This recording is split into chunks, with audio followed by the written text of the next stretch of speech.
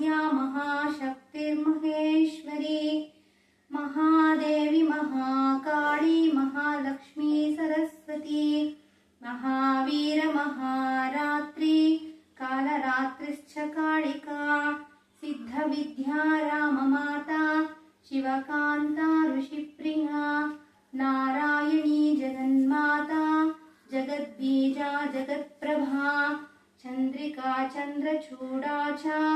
चन्द्रायुधधरा शुभा भ्रमराम्बा तथानन्दा रेणुका मृत्युनाशिनी दुर्गमा दुर्लभा गौरी दुर्गा भर्गकुटुम्बिनी कात्यायनी महामाता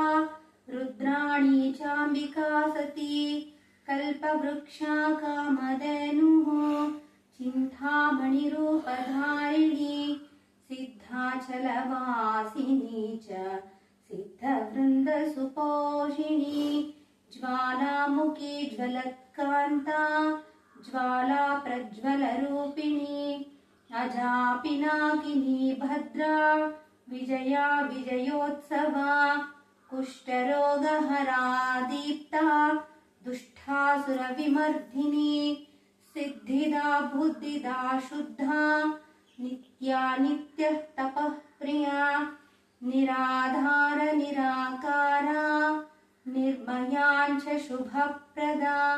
अपर्णा चान्नपूर्णा च पूर्णचन्द्रनिभानना कृपाकरा खड्गहस्ता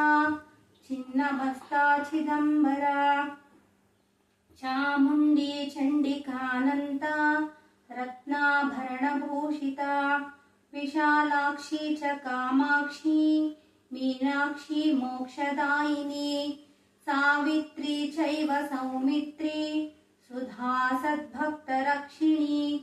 शान्तिश्च शान्त्यातीता शान्तातीततरा तथा शाखाम्बरी तथा सूक्ष्मा शाङ्करी परमेश्वरी ईशान्ये नैऋत्ये सौम्या माहेन्द्री वारुणी तथा जमदग्नितमोहन्त्री धर्मार्थकाममोक्षदा कामदा कामजननी मातृका सूर्यकान्तिनी मन्त्रसिद्धिर्महातेजा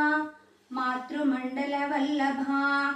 लोकप्रिया रेणुकातनया